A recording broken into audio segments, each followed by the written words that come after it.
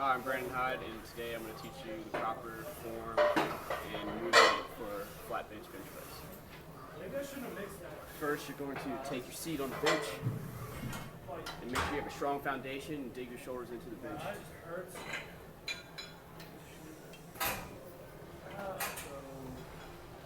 Really get them in there. You want to place your fingers no further than the rings on each side of the bench bar.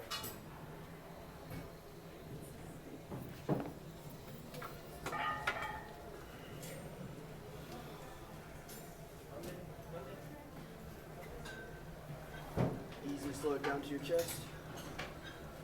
Push back up.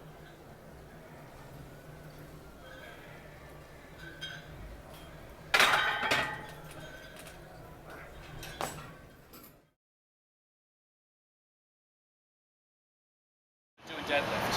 I'm going to show you the irregular conventional deadlift today.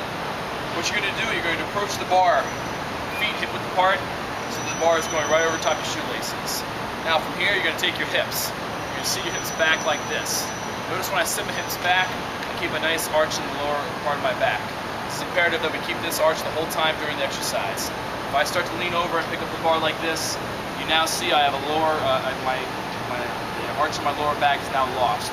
So again, keep the chest up, push those hips back like this. I'm going to continue bending the knees and the hips until I can reach the bar right outside my legs like this.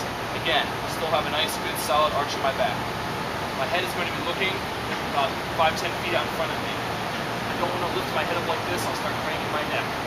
So again, head looking right out about 5-10 feet in front of me like this. Now from here, I'm going to take a big breath in. Take that big breath in so I can fill my lungs with air, so I can then squeeze my midsection around my lungs. I'll keep my midsection nice and solid, keep my lower back nice and solid. Take that big breath in, and stand on up. Breathing out the top. From here, I'm going to put my hips back, the bar coming nice and close, put it right back down to the ground. Now, a couple things that go wrong.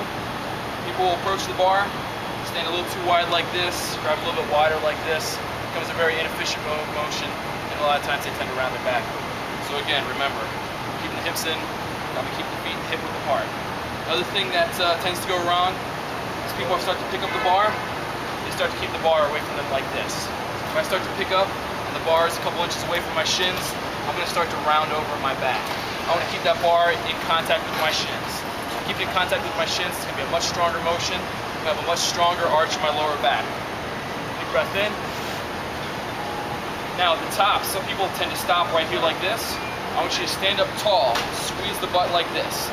It's not any sort of abnormal rocking of the hips, it's just a nice, good, solid extension with the hips. Again, squeezing the butt helps with that. Now on the way back down, the biggest problems I tend to see, people tend to bend their knees first like this. What you'll see is that bar start to shift forward like that, and the bar starts to pop people's kneecaps off. What you want to do instead is, again, keep those knees back and out of the way as I lower on down. Bar stays in close. It slides up the shins and thighs on the way up. It slides down. How you doing? My name is David. Today I'm going to show you guys how to properly squat safely and effectively. Alright, first, Bradley Martin here has bar loaded up, and what he's going to do is he wants to make sure that everything's in line, everything is straight, everything's tight. You want a lot of tightness here in the back. He's got the scap, the traps, all of that squeezed. He's got tension down here on the bar through the lats to keep upper back tight. He wants to keep the lower back straight as he's going through the motion. Now, what you want to watch here is you want to make sure that the bar path, so if you follow this line here of the barbell, make sure that the barbell goes up and down in a straight line. You don't want any type of angular or any type of falling forward or falling back. It needs to be up and down is optimal. Okay, Bradley, go ahead. Just get a couple reps in. Okay, you see what he's doing? Bar path is straight up and down. The back is flat. You don't want any roundness in the back. Okay, and he's driving with the hips as he gets up through the top part of the squat there. One more, there you go. You can rack it if you like, give you a break. The other key point that we want to make sure that we do is from behind what you want to make sure that you do is one thing a lot of people do when they squat, especially if it's heavy, that what they'll do is they'll tend to have the knees when they get in the bottom of the hole here. The knees will buckle in. Once you buckle in, you lose all your power through your legs and through your hips. So what you want to make sure that you do is when you're down in the hole here, that you keep tension on your knees outward. So you're here, and then you drive out instead of crumbling in that way. Now Brock will show a couple reps doing that, and we'll get here on this way here. And again, watch the knees there. See, knees are out. Knees don't buckle in a bit. Give a couple more there. Awesome. So again, that is effective, again, for keeping strength in the squat, along with making sure your form is correct. Form is over everything. Don't come in here loading the bar up and not knowing effectively how to squat. You'll see a lot of guys will roll their backs. They'll get in here and they'll fall forward. And again, you watch your bar path from side to side. If your bar path starts here and you tend to creep that way, you're falling forward. You're losing strength. That's a good way to blow your lower back out. And again, with your leg drive, your knees rather, you want to always drive them outward. And that'll give you stability in your hips along with your glutes, and everything needs to be active. So again, follow those steps. Start light, get your form down, and happy squatting.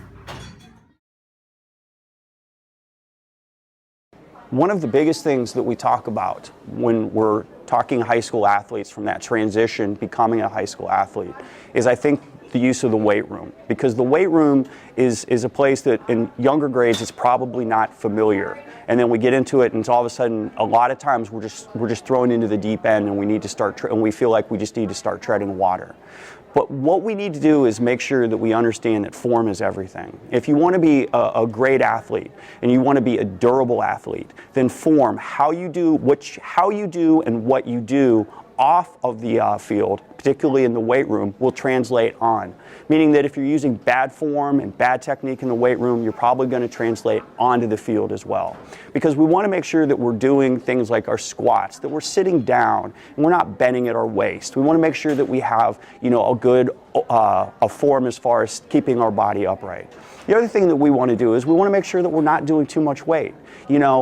All that too much weight's going to do is it's going to make us force ourselves to have bad habits. We can say, yes, I bench pressed 300 pounds, but I did it with such terrible form. Well, that's not going to hurt you today, probably. It might not hurt you tomorrow, but you keep doing that time and time and time again with these bad patterns, and we're going to start seeing things wear down. We're going to start things start to break. And the great thing about an athlete, a truly great athlete, if you look at someone like a LeBron or you look at like a Emmitt Smith, they're durable. The greatest athletes are durable. They're able to play day in and day out, and that's because they take the time to do everything properly off the field so that it translates properly on the field. And so just because you're strong in the weight room does not necessarily mean that you're going to it's going to translate into being a great football player or a great basketball player. But what it means is that you are going to run a likelihood, if you're doing something improperly, that it is going to translate into an injury. Most of the injuries that I see on the field have happened somewhere else, especially when I'm talking about low back injuries. Very rarely to me do they happen on the field or on the ice. They happen because of something that was bad technique, either weightlifting or some other type of activity that basically allows that then to just manifest itself on the field.